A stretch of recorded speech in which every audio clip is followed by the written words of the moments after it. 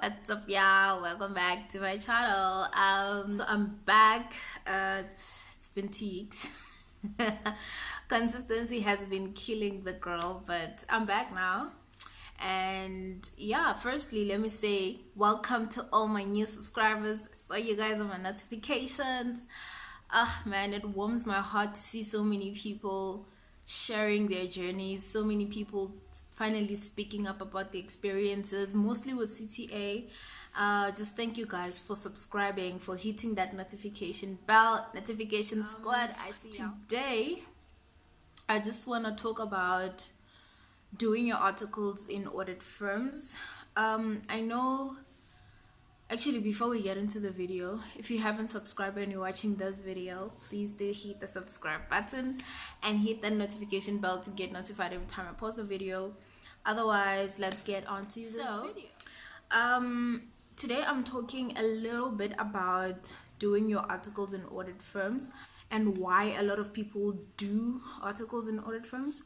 I think the first thing that we need to first tackle is why do a lot of people do their articles in audit firms? Are audit firms the only way you can do your articles?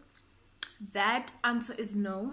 You can literally do your articles anywhere. In a private company, you can do your articles in public, you can do your articles in banking.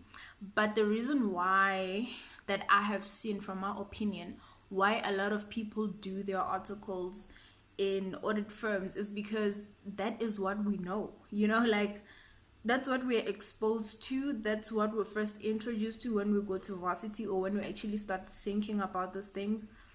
Excuse me, I know for myself, right? So I got signed when I was in matric. That was way back 2013. I got signed in matric around March, April, and from there onwards I never even thought to find out how else can I do this thing, because I had a contract. So I feel like a lot of us are just exposed to audit firms first. That sort of blinds us because we can't look any further than audit. So that's the first thing. The second thing that I've noticed why a lot of people do their articles in audit firms is the fact that they have a signed contract, right? I had a signed contract with my firm from matric, and when I now went on to, when I was progressing with my studies, I realized actually I might not want to do audit anymore, but I can't get out of the contract because they funded me, and the only way to get out of that contract is to actually pay back the money. So that was the second thing. People get trapped in training contracts. So my advice, someone asked me, what would you advise yourself, like from back then? What I would advise myself is to not sign a contract until I'm sure that audit is what I want to do, or until I'm sure that auditing firms is where I want to go, So I think the one thing we fall into is just signing. Like everyone just wants to sign, everyone just wants to, I have a firm. Like it's good, it sounds good, but 90% of us don't know what we're signing up for. This is my thing. And then another thing is a lot of people don't know what they want to do, right? So yes, we want to do the CA thing, and yes, we want to be CAs, but we don't actually understand what CAs do on a daily, right? So the only way we sort of get out of that is to sign with an audit firm and say, I'll do audit. Like it's the one thing that is very popular, if I can put it like that. So we don't know what to do, so you think I'll go into audit and then I'll try to figure it out. Let me tell you, when you get to third year in audit and they have to sign you off, you actually now have to decide what you want to do. So it's still, that decision is still gonna remain. You're still gonna have to make that decision of what you're gonna do with the rest of your life, or with the rest of your CA career. So those are the three things that I realized why a lot of people go into doing your articles in an audit firm is, so this is how it works, right? When you finish your CTA and you have a contract, you're gonna do in January, you're gonna be on study leave in Jan, obviously for ITC. So you're gonna study in Jan, and then you're gonna write your ITC in January. You're gonna get your salary on whenever date that company pays, right? So you will get paid for January simply because you've been employed from the 1st of Jan.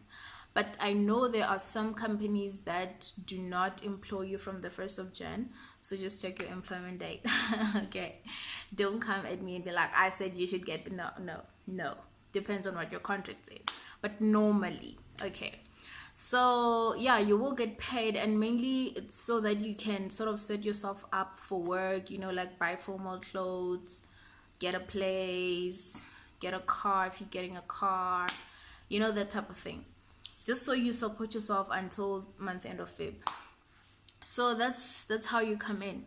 But I think the crust of this video is the following. Guys, doing your articles in audit firms come with a certain level of responsibility that you need to take. And you need to know certain things before you go in there. I know working is sort of similar everywhere, but I just feel like for audit specifically, you need to be mentally ready. You need to be mentally prepared. The first 3 months are tough, especially if you're coming from varsity. And you have no work experience whatsoever. They are very difficult because you now need to adjust to the working life. You need to adjust to waking up every morning even when you don't feel like it.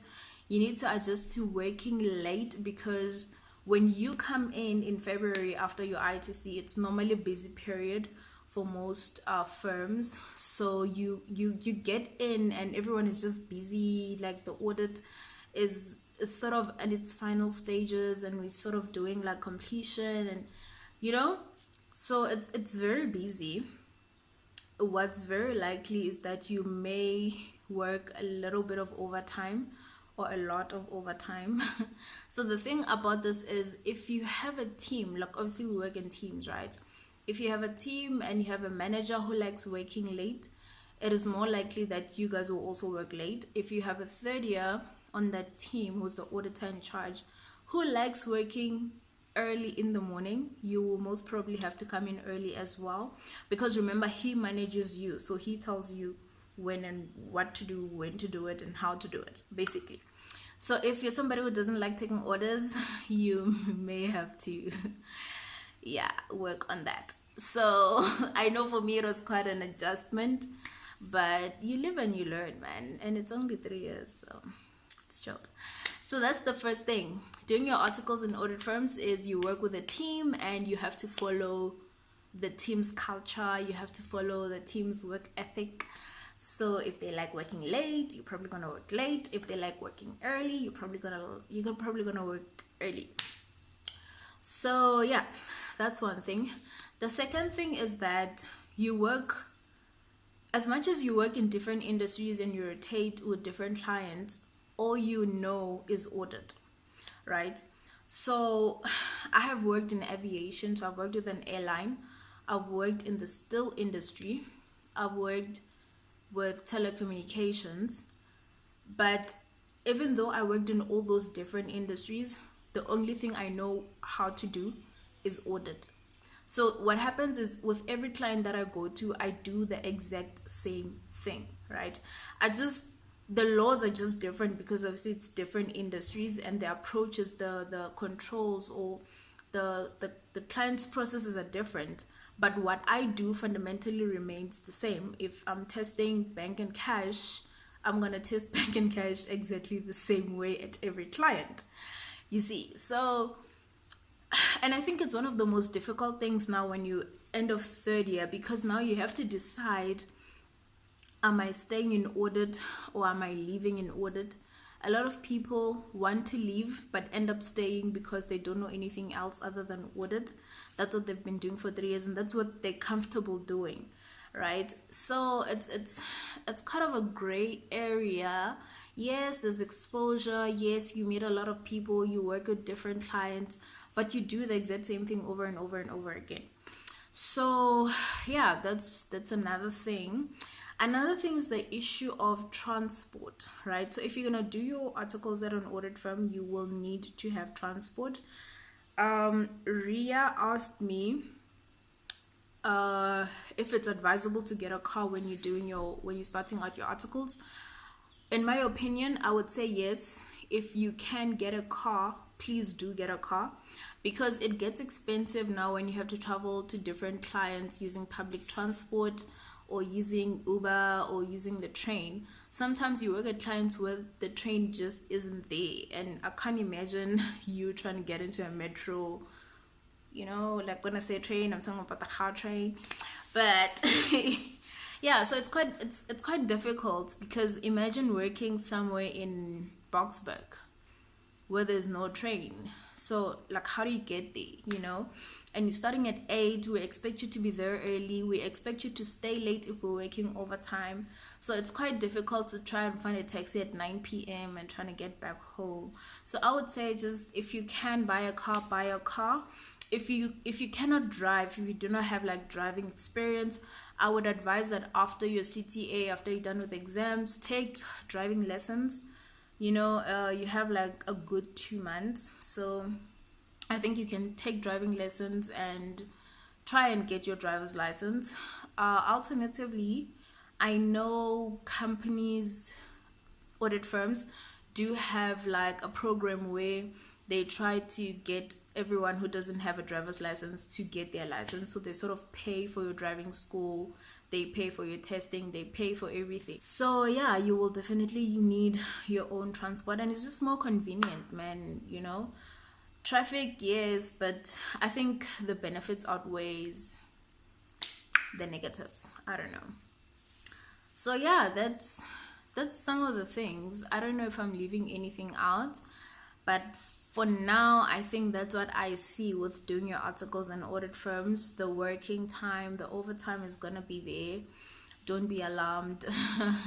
We work on Saturdays, we work on holidays. It's the nature of the job. Oh yeah, the last thing that I almost forgot is, if you're working in audit firms, you will most likely do stock counts at the end of the year.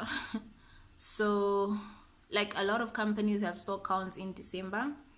So if you're going into an audit firm, be prepared for a stock count sometime in December. When you're busy with your family and outings, you may be called to come and do a stock count. It's one of the things that happen.